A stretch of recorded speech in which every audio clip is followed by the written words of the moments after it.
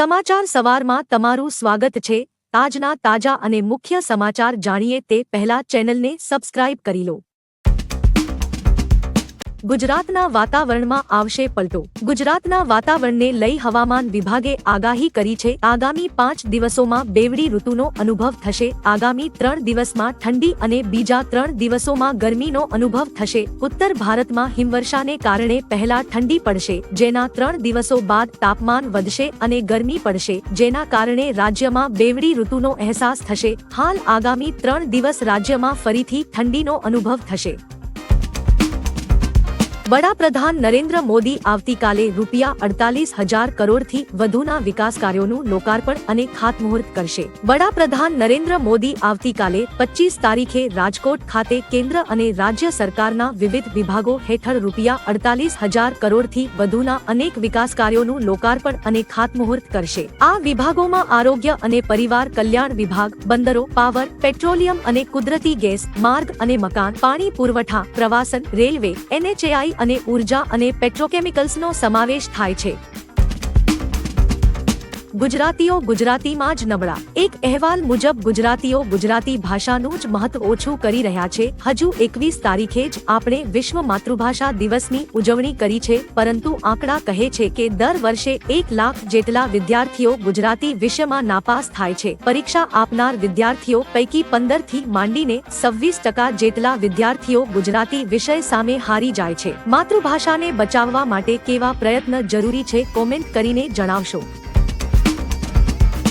8,200 kilo શંકાસ્પદ ઘીનો જથ્થો જપ્ત કરાયો। બનાસકાંઠા જિલ્લામાંથી વધુ એકવાર શંકાસ્પદ ઘીનો જથ્થો જપ્ત કરવામાં આવ્યો છે। ફૂડ એન્ડ ડ્રગ્સ વિભાગ દ્વારા બનાસકાંઠાના કણોદરમાં દરોડો પાડવામાં આવ્યો હતો। કણોદરમાં આવેલ શ્રીમૂલ ડેરી તથા નમસ્તે ફૂડ પ્રોડક્ટ્સમાં દરોડાની કાર્યવાહી દરમિયાન શંકાસ્પદ ઘીનો જથ્થો જપ્ત કરવામાં આવ્યો છે। લગભગ 53 લાખ રૂપિયાની કિંમતના 8,200 કિલો ઘીના શંકાસ્પદ જથ્થાને જપ્ત કરાયો છે।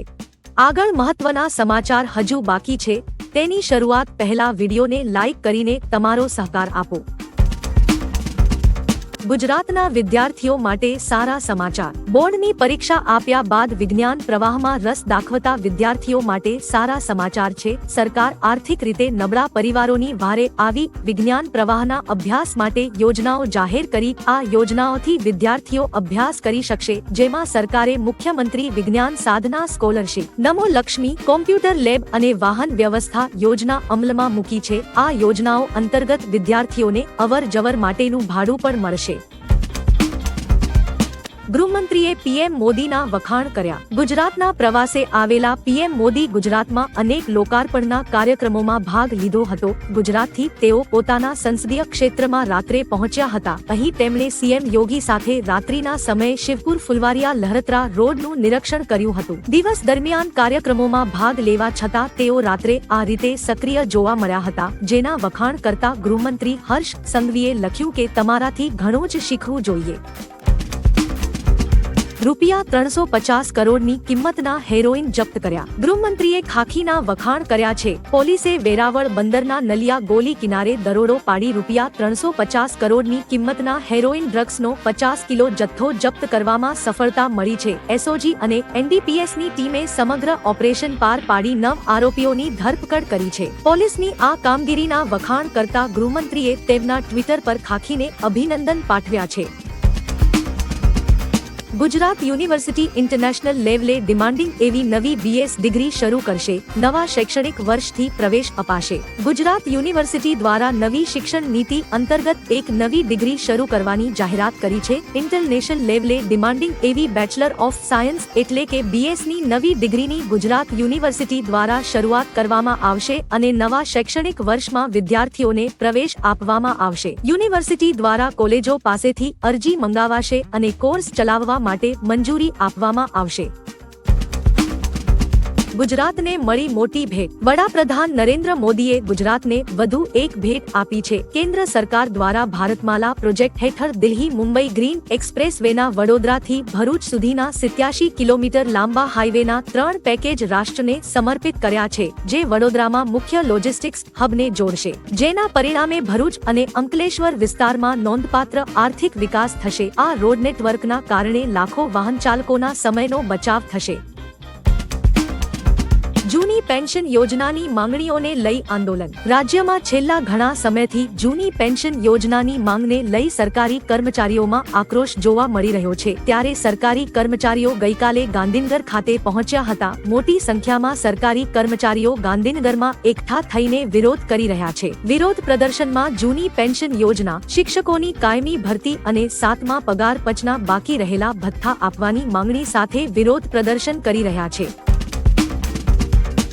એસવીપી હોસ્પિટલમાં 30 પ્રકારના ટેસ્ટ 50% રાહત દરે થશે। અમદાવાદ મનપાએ નિર્ણય લીધો છે કે શહેરની એસવીપી હોસ્પિટલમાં બુધવારે અને શનિવારે લેબોરેટરી ટેસ્ટ 50% રાહત દરે થશે। યુરિન, બ્લડ અને સીઆરપી ડેન્ગ્યુ સહિતના 30 જેટલા ટેસ્ટ રાહત દરે કરી આપશે। પ્રાઇવેટ લેબમાં આ રિપોર્ટના સામાન્ય રીતે ₹500 થી 1000 સુધી વસૂલતા હોય છે। વધુમાં રિપોર્ટ લેવા માટે દર્દીઓ કે પછી તેમના પરિવારજનોને હોસ્પિટલનો ધક્કો ખાવો નહીં પડે, કારણ કે રિપોર્ટ વોટ્સએપમાં ઉપલબ્ધ કરાવવામાં આવશે।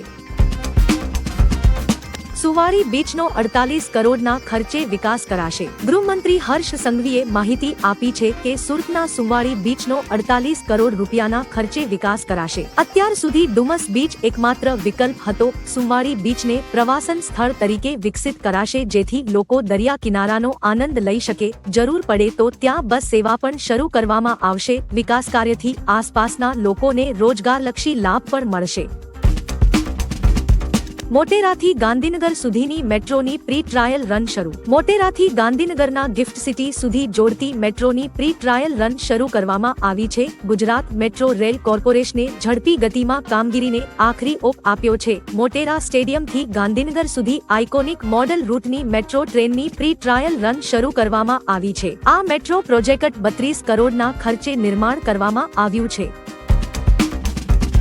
ચૂંટણી પહેલા ઈંધણ થશે સસ્તું। ટૂંક સમયમાં જ પેટ્રોલ અને ડીઝલના ભાવમાં ઘટાડો થવાની સંભાવના છે। એ પણ 1-2 રૂપિયા નહીં, પરંતુ 6 થી 11 રૂપિયા સસ્તું થઈ શકે છે। સૂત્રોનું માનીએ તો માર્ચમાં તેની જાહેરાત પણ થઈ શકે છે। એક રિપોર્ટ પ્રમાણે ક્રૂડ ઓઇલના ભાવ પણ ટેકો આપી રહ્યા છે। ભારતીય ઓઇલ કંપનીઓ સતત નફો કરી રહી છે। આવી સ્થિતિમાં સામાન્ય માણસને પણ પેટ્રોલ અને ડીઝલના ભાવમાં થોડી રાહત મળી શકે છે। વોટ્સએપમાં આવ્યું દમદાર ફીચર। વોટ્સએપ પર મલ્ટીપલ એકાઉન્ટ ફીચર ઉપલબ્ધ છે। આની મદદથી એક જ એપમાં 2 નંબરનો ઉપયોગ કરી શકાશે। આ માટે એપમાં સેટિંગ્સમાં જાઓ અને એકાઉન્ટ વિભાગમાં એડ એકાઉન્ટ પર ક્લિક કરો। જો તમે ત્યાં તમારો બીજો ફોન નંબર દાખલ કરો અને ઓટીપી વડે વેરિફિકેશન કરશો તો બીજું એકાઉન્ટ બની જશે। બંને એકાઉન્ટમાં લોગ ઇન કર્યા પછી તમે સ્વિચ એકાઉન્ટ પર ક્લિક કરીને પ્રોફાઇલને સ્વિચ કરી શકો છો। 15 દિવસમાં ગામડામાં નવા વીજ કનેક્શન। કેન્દ્ર સરકારે વીજળી ગ્રાહક અધિકાર નિયમોમાં સુધારો કર્યો છે। તેમાં સ્પષ્ટતા કરવામાં આવી છે કે મેટ્રો શહેરોમાં 3 દિવસની અંદર, નગરપાલિકાઓમાં 7 દિવસની અંદર, ગામડાઓમાં 15 દિવસની અંદર અને પર્વતીય વિસ્તારોમાં 30 દિવસની અંદર નવા કનેક્શન આપવાના રહેશે। રેસિડેન્શિયલ કોમ્પ્લેક્સ અને રેસિડેન્ટ એસોસિએશને દરેક ઘર માટે સિંગલ પોઈન્ટ આપવાનો રહેશે। કનેક્શન લેનારની ઈચ્છાને અનુસરવાનું સૂચન પણ કરાયું છે। 3-4 દિવસમાં થઈ શકે છે દિલ્હીના મુખ્યમંત્રીની ધરપકડ। કેજરીવાલ સરકારના મંત્રી આતિશીએ ભાજપ પર મોટો આરોપ લગાવ્યો છે। તેમનું કહેવું છે કે આપ અને કોંગ્રેસ ગઠબંધન માટે સહમત થયા છે, પરંતુ ભાજપ તેમના પર ગઠબંધન તોડવા માટે દબાણ કરી રહ્યું છે। આ સ્થિતિમાં આગામી 3-4 દિવસમાં મુખ્યમંત્રી અરવિંદ કેજરીવાલની ધરપકડ થઈ શકે છે। આપે કહ્યું, કેજરીવાલને જેલમાં નાખવામાં આવે તો પણ આમ આદમી પાર્ટી કોંગ્રેસનો સાથ નહીં છોડે।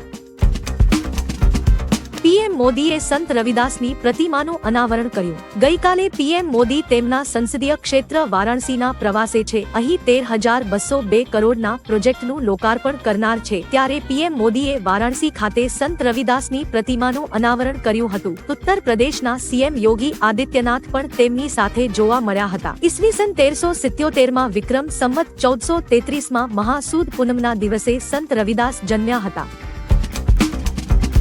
પીએમએ પૂર્વ સીએમના નિધન પર દુઃખ વ્યક્ત કર્યું। મહારાષ્ટ્રના પૂર્વ સીએમ મનોહર જોશીએ દુનિયાને અલવિદા કહી છે। પીએમ મોદીએ પૂર્વ સીએમના નિધનને લઈ દુઃખ વ્યક્ત કર્યો। તેમણે ટ્વિટર પર લખ્યું કે તેઓ સેવા માટે જીવ્યા અને અનેક હોદ્દાઓની જવાબદારીઓ નિભાવી મહારાષ્ટ્રને તેમના સમયગાળામાં વિકાસની તરફ લઈ ગયા। તેઓએ 4 વિધાનસભામાં સેવા આપી છે। તેમની સેવા અને સમયને કાયમ માટે યાદ રખાશે। ઓમ શાંતિ।